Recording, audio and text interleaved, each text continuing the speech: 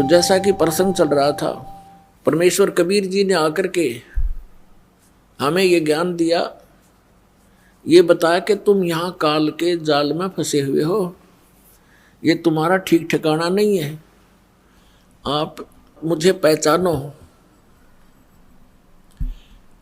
और उसके लिए बताया करते थे कि जिस क्रिया को तू करते करते सारा जीवन व्यर्थ कर देता है, ये तेरे साथ नहीं चलता। जैसे परमात्मा ने बताया कि तुम जिस शक्ति को परमात्मा मान रहे हो, ये भगवान नहीं है। मुल्ला माया मग में बैठी हंसा चुन चुन खाई, ये ज्योत स्वरूपी अलख निरंजन कह मैं ही करता भाई। एक न करता दो ना करता, ये 9 बना दिए भाई, और 10वां भी धुंधर में मिल जा सत कबीर दुहाई। क्या बताते हैं कि ये ज्योत निरंजन काल कहता है मैं ही भगवान हूं और कोई परमात्मा नहीं है। जैसा कि शिव पुराण विद्वेश्वर संहिता के अंदर ये काल भगवान कहता है इन ब्रह्मा और विष्णु को कि पुत्रों, तुमने अभिमानवश अपने आप को ईश मान लिया, भगवान मान लिया, तुम भगवान नहीं हो। इस संसार का मैं ही करता हूं, मेरे अतिरिक्त कोई परमात्मा नहीं है। तो यहाँ भगवान कहते हैं, कबीर परमेश्वर जी की महिमा से परिचित हुए, फिर गरीबदास साहिब जी को यथार्थ ज्ञान दिया।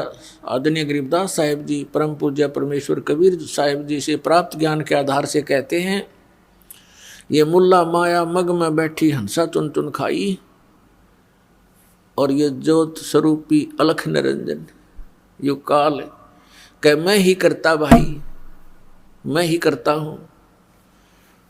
जगत का पेखना पेख्या दणी का नाम ना लेखा, जगत का पेखना पेख्या दणी का नाम ना लेखा। जो मालिक है उसका कितना जिक्र भी नहीं। फिर कहते हैं एक न करता दो ना करता, ये 9 ठहराए भाई। कहते एक भी भगवान मना काम चलाए, इनका इन 9 भगवान बना दिए। और कहते हैं 10वां भी धुंधर में मिल जा सत कबीर दुहाई। 10वां एक भगवान और आवेगा, काल का भेजा हुआ, कलयुग के अंत में आवेगा। इन काल के द्वारा भेजे गए अवतारों का विधान है कि ये दुष्ट वृत्ति के लोगों को मारकर ही शांति स्थापना की चेष्टा करते हैं। उससे शांति नहीं होती और अशांति फैल जाती है। जैसे परशुराम जी ने अक्षत्रियों को मार डाला था।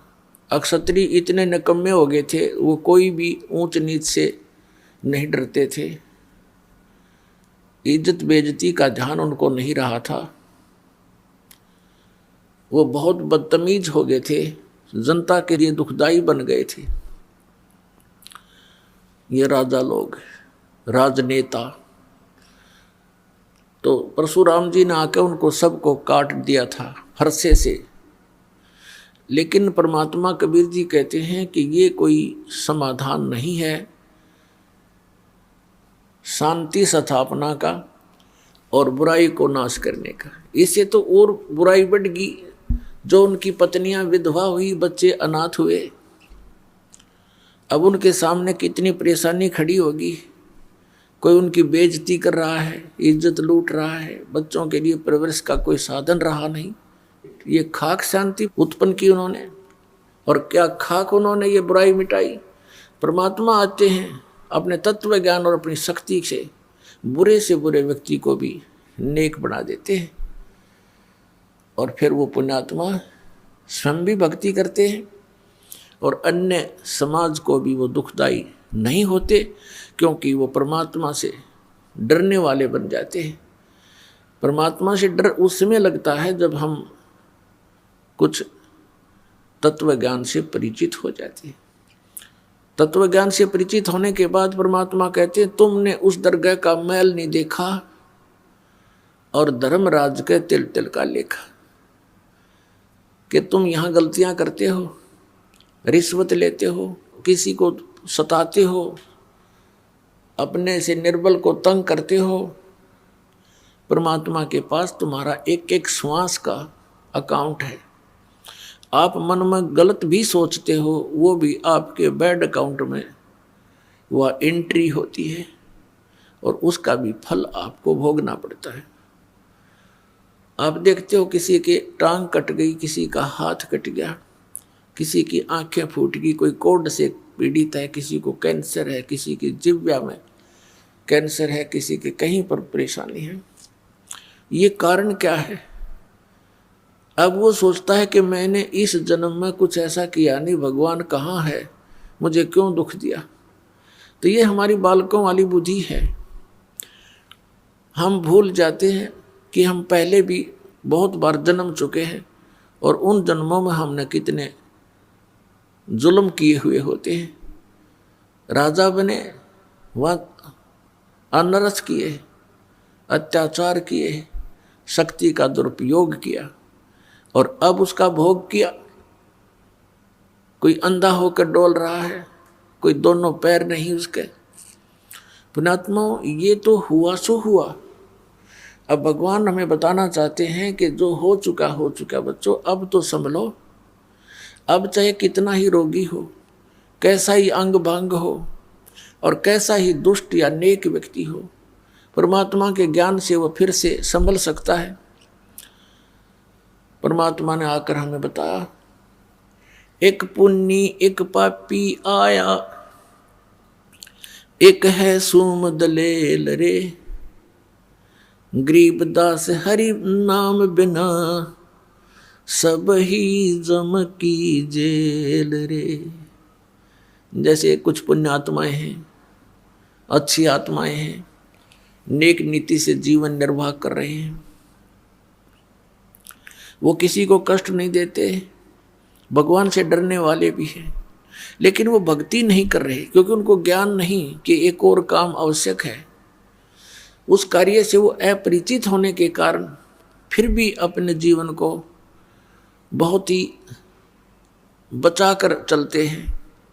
और एक व्यक्ति दूसरा उसके साथ है, शराब भी पीता है, चोरी भी करता है और भी बदमाशी करता है और वो भी अपना जीवन जी रहा है।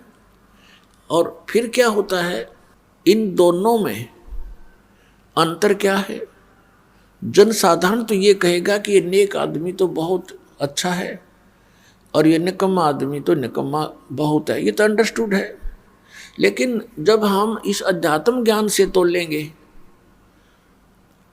जितने वो अच्छे और बुरे हैं वो तो है ही है, लेकिन जीवन दोनों का ही व्यर्थ है।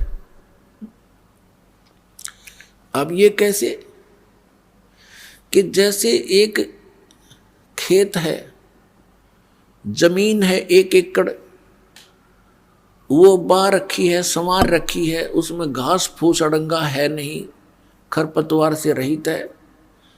और दूसरा किला है, उसमें झाड़ बोझड़े जंखाड़ नेरे उगे हुए हैं, कांटेदार झाड़ी है, किक्कर बबूल जाम गया है। एक वो एकड़ जमीन है। यदि उस बाहे संवारे खेत में एकड़ जमीन में बीज नहीं बोया तो दोनों एक जैसे हैं। उस बाहे संवारे का क्या लाभ हुआ जब बीज ना बोया था?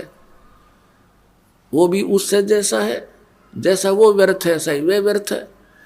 तो कहने का भाव ये है कि जब हम राम नाम का बीज बोवांगे, फिर वो अच्छा व्यक्ति तो अच्छा और गणा हो गया। और यदि उस झाड़ जंखाड़ उगे हुए निकम्मा व्यक्ति भी बुरे काम छोड़ कर और परमात्मा के मार्ग पर लग जाता है, वो भी अच्छा हो जाएगा। उसको थोड़ा समय लग जाएगा। जैसे किसान जब उस खेत ने संवारना शुरू करता है तो उस बंजर जमीन में थोड़ा सा मेहनत ज़्यादा करनी पड़ती है, वो पर संवार के छोड़ दिया करे, चाहे कितना मेहनत। ये दास समझो किसान है, और आप जी के अंतःकरण ये खेत हैं। अब नेक आत्मा आती हैं तो और अच्छा दास को घनी मेहनत ना करनी पड़ेगी, आते बीज डाल देंगे नाम का और प्रफुल्लित होगा। और जो शराबी कवाबी है, रिश्वतखोर है, चोर है, ठग डाकू है, वो बंजर जमीन है, वो भी अगर हमारे संपर्क में रहेगा तो किसान का उसके ऊपर कभी कस्सी बजेगी, कभी ट्रैक्टर चलेगा और कभी हल से, तो उसको साफ करके छोड़ेगा और फिर दोनों एक से हो जाएंगे। जब ही सतनाम हृदय धरो, भयो पाप को नाश, जैसे चिंगारी अग्नि की बाई, पड़े पुराने घास। अब जैसे कोई पाप गणे इकट्ठे कर रखे हैं, परमात्मा की शरण में आ जाए, मर्यादा में रहे, तो फिर सतनाम का जो जाप है ये 2 अक्षर का है, जिसमें एक ओम मंत्र है, दूसरा तत्व सांकेतिक है। ये दास बताओ, इन दोनों का श्वास उस श्वास से सिमरण करना पड़ता है। तो इस सतनाम के जाप से आपके संचित कर्म नाश हो जाते हैं, जो युगों युगों का ढेर लगा पड़ा है। उन्हीं में से आपको कुछ पुण्य कुछ पाप निकाल के ये एक मानुष जीवन दिया जाता है। और फिर आपके प्रारब्ध में भी अगर कोई कष्ट है, आपके इस जीवन में जो लेख लिखे गए हैं, आपकी किस्मत बनाकर भेजी है भगवान ने, इस धर्मराज ने, तो उसमें भी यदि आपका कोई दुख, कर्म पाप कर्म के कारण कोई कष्ट आना है, वो भी इस सतनाम के जाप इस दास से प्राप्त करके, अपनी मर्जी से जाप करने से नहीं, किसी डुप्लीकेट व्यक्ति से जो अधिकारी नहीं है उससे उपदेश लेकर के वो नकली कहीं भ्रमित भी कर रहा हो, तो उससे भी कोई लाभ नहीं होगा।